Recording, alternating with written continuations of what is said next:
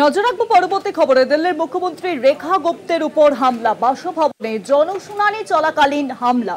অভিযুক্তকে আটক করেছে পুলিশ। নিজের বাসভবনেই আক্রান্ত দিল্লির মুখ্যমন্ত্রী। দিল্লির মুখ্যমন্ত্রীর নিরাপত্তা নিয়ে উঠছে কিন্তু একাধিক প্রশ্ন। জনশুনানি চলাকালীন চুলের টান রেখা গুপ্তার। অভিযুক্ত রাজকোটের বাসিন্দা 41 বছর বয়সী রাজেশ ভাই খিমজি ভাই সাকরিয়া। তাকে কিন্তু ইতিমধ্যেই গ্রেফতার করা হয়েছে। দিল্লির মুখ্যমন্ত্রী রেখা গুপ্তের উপর হামলা। আজ সকালে এই হামলা চলে। বাসভবনে জনশুনানি চলছিল এবং সেই জনশুনানি চলাকালীন হামলা। সিসিটিভি ফুটেজ আপনাদেরকে দেখাচ্ছি, দেখতে পাচ্ছেন সেই সময়ের সিসিটিভি ফুটেজ।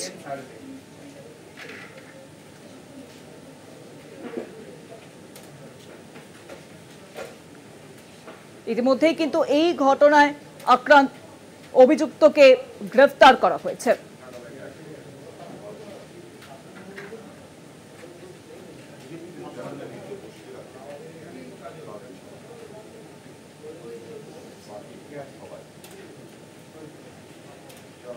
দিল্লির মুখ্যমন্ত্রী রেখা গুপ্তার উপর আজ কিন্তু আক্রমণ চালানো হয়। বুধবার সকালে নিজের বাসভবনে আক্রান্ত হন দিল্লির মুখ্যমন্ত্রী রেখা গুপ্ত। আর আরো জানাবেন, নিউজরুমের সঙ্গে রয়েছেন আমাদের প্রতিনিধি দেবাশিস সেনগুপ্ত। দেবাশিস, আজ সকালে আমরা যে খবর সামনে আসে, দিল্লির মুখ্যমন্ত্রী তার নিজের বাসভবনে আক্রান্ত হন। দেখো, একদমই তাই শুভাঙ্গী।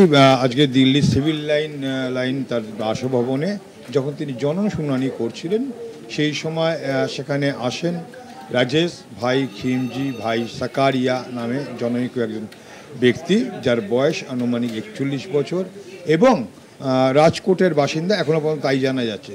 যদিও জানিয়ে রাখি যে ইতিমধ্যেই পুলিশ সেই রেখা গুপ্তের উপর, অর্থাৎ দিল্লির মুখ্যমন্ত্রীর উপর হামলা করার জন্য তাকে ইতিমধ্যেই গ্রেপ্তার করেছে। ইতিমধ্যে তাদের ভারতীয় ন্যায় সংহিতা আইনের 109-এর 1 ধারা এবং 132 ধারা এবং 221 নম্বর ধারায় তাকে অভিযুক্ত করে জিজ্ঞাসাবাদ চলছে এবং ঠিক কেন এমন হলো তা নিয়ে জিজ্ঞাসাবাদ আসবে। কিন্তু প্রশ্ন উঠছে যে জায়গায়, সেটা হচ্ছে দিল্লির মুখ্যমন্ত্রী কেবল এটা নয়, তিনি এর আগেও কিন্তু এরকম জনশুনানি করেছে, অর্থাৎ জনগণের যে অভিযোগ সরাসরি মুখ্যমন্ত্রীর কাছে দেওয়ার, তিনি সেই সব কথা বলতেন।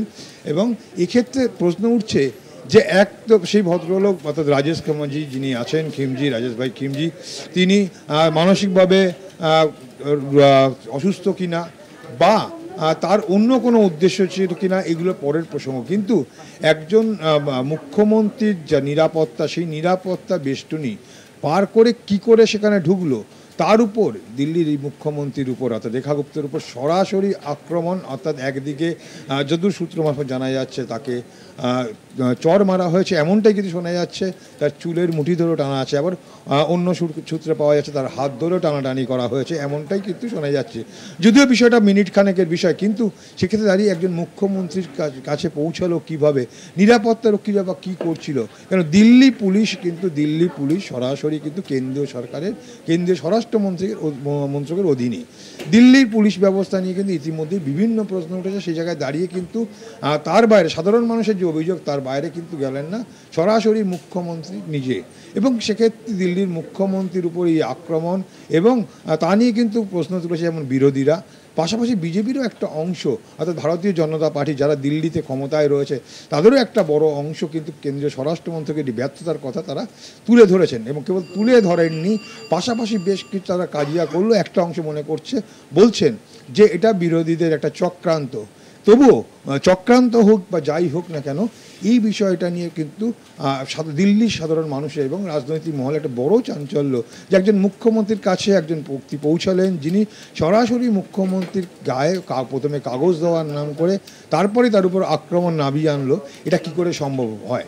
কেন মুখ্যমন্ত্রী সাধারণত তাদের যে জেড ক্যাটাগরি যে থাকে নিরাপত্তা, সেই নিরাপত্তার বেষ্টনী ভেদ করে একজন সাধারণ মানুষ যাওয়া রীতিমতো দুষ্কর হয়। সেক্ষেত্রে জনশুনানি যে করছিলেন, সে জায়গায় কী করে গেলেন এই রাজেশ খিমজি জানিয়ে প্রশ্ন কিন্তু উঠছে দিল্লি পুলিশের, এবং সরাসরি প্রশ্ন উঠছে কিন্তু সমস্ত রাজনৈতিক দলে কিন্তু কম বেশি অভিযোগ তুলছে দিল্লির স্বরাষ্ট্রমন্ত্রকের উপরে যে রেখা গুপ্তের উপর যেভাবে আক্রমণ করা হয়েছে, সেই জায়গায় দাঁড়িয়ে আজকে দিল্লির মুখ্যমন্ত্রী তিনি নিজে কিন্তু সেফ নয়।